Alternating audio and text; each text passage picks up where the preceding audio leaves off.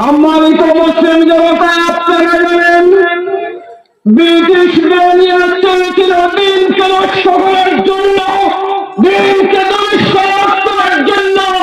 আল্লাহ রাব্বুল আলামিন 1866 সালে 64 সালে দারুল উলুম দেওবন্দ দেখা দিয়ে দিন প্রতিষ্ঠা করেছিলেন, ঠিক কিনা? দুনিয়ার কোন মুশরিক, কোন কাফির দিনকে ধ্বংস করতে পারবে না যত সময় পর্যন্ত দারুল উলুম দেওবন্দ অনুসরণ করবে মানুষ। আমি আজ একটা কথা বলতে চাই, আমার পেশব গুরু রহমাতুল্লাহ আলাইহি والصلاة والسلام على نبيه أما بعد فأعوذ بالله من الشيطان الرجيم بسم الله الرحمن الرحيم ألا إن أولياء الله لا خوف عليهم ولا هم يحزنون হবিগঞ্জ বনমী ফাউন্ডেশন কর্তৃক আজকে আয়োজিত সম্মানিত মঞ্চের সম্মানিত সভাপতি সাহেব মাদ্দাজিল্লাহুল আলী, উপস্থিত জাতির বিবেক, ওলামায়ে কেরাম, উপস্থিত শাইখুল হাদিস সাহেবগণ, উপস্থিত সমস্ত মুসলমান ভাই সব, আল্লাহ রাব্বুল আলামিন আমাদেরকে আজকে আসা এবং দেখার সুযোগ করে দিয়েছেন, এই জন্য আমরা বলি আলহামদুলিল্লাহ।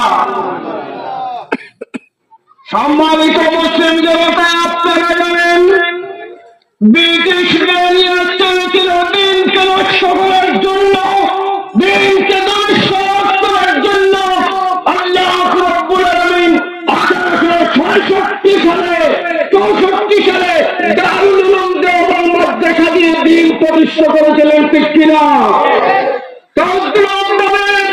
দুনিয়ার কোন মুশরিক, কোন কাফির দিনকে ধ্বংস করতে পারবে না যত সময় পর্যন্ত দারুল উলুম দেওবন্দ অনুসরণ করবে মানুষ। আমি আজ একটা কথা বলতে চাই, আমার পেশব গুরু রহমাতুল্লাহ আলাইহি অনেক সময় বলতে, কমপক্ষে আপনারা আল্লাহ আল্লাহ কমপক্ষে 1 লক্ষ বার বলার চেষ্টা করবেন। এই জন্য আমি বলতে চাই, ওই সমস্ত শেখ বলেন যদি আমরা অনুসরণ করি, তাহলে কিয়ামত পর্যন্ত দিনকে নষ্ট করতে পারবে না। সকল মানুষ দিনের উপর ইনশাআল্লাহ টিকে থাকবে। আল্লাহ রাব্বুল আলামিন আমাদেরকে তৌফিক দিন। গুরু সাহেবকে রহমাতুল্লাহ আলাইহিকে আল্লাহ রাব্বুল আলামিন জান্নাতের উচ্চ ঠিকানা দিন এবং শেখ বদরী রহমাতুল্লাহ আলাইহির সমস্ত খলিফাকে আল্লাহ যেন জান্নাতের উচ্চ স্তরে পৌঁছে দিন এবং আমরা যেন তাদের আশ্রয়, তাদের ফরিয়াদ হতে পারি, সেই তৌফিক দিন। এই বলে আমার বক্তব্য শেষ করলাম। ওয়া আখিরু দাওয়ানা আলহামদুলিল্লাহি রাব্বিল আলামিন।